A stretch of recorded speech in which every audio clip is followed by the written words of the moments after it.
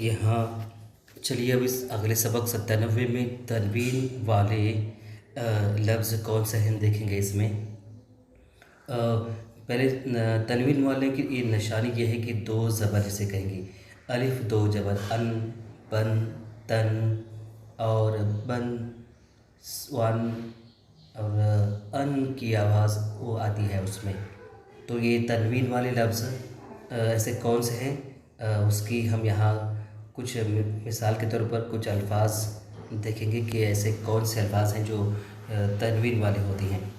सबक नंबर 97 में देखेंगे अब हम यहाँ। तो पहला लफ्ज़ जो होगा वो है अंदाज़न, अंदाज़न। ज़ के ऊपर दो तनवीन, दो लकीरें, उसे तनवीन कहेंगे तो अंदाज़न ये कहलाएगा। तो यहाँ ये है गालिबन, गालिब का लीबन, गालिबन। तनवीन वाले अल्फाज के हम यहाँ माश्क दिख रहे हैं।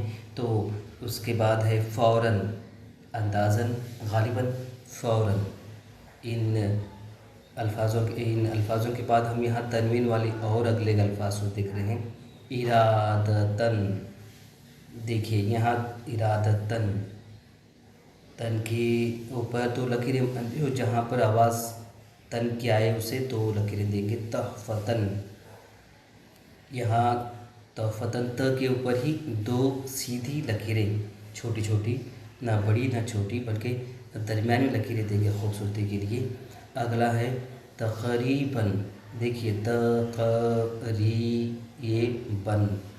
यहाँ तक़रीबन। ये दो और लकीरें की माश्क यहाँ पर बार बार देखेंगे तो समझने में आसानी होगी। तक़रीबन के बाद ये लफ्ज़ जबरन, र के ऊपर दो तनवीन की लकीरें, जबरन कहलाएगा वो। और उसके बाद जो लफ्ज़ आएगा वो हकीकतन, हकीकतन, इरादतन, तहफ़तन, हकीकतन, तक़रीबन, जबरन। उसके बाद है ये आदतन, ऐन अलिफ आदतन, आदतन। यहाँ 97वें सबक में गौर करें ऐसे कुछ तनवीन वाले अल्फाज हैं।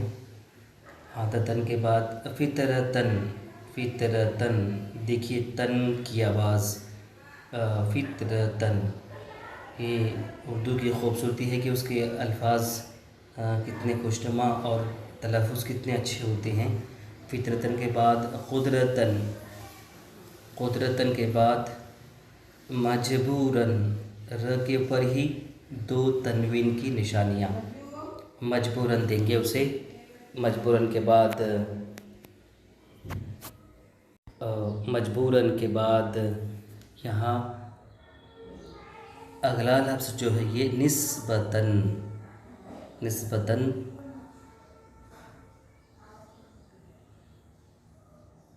यहाँ आगे मुख्तसर, ये संदूक का स, ये र और ये डबल दो लकीरें, मुख्तसरन, माँ की शक्ल बराबर।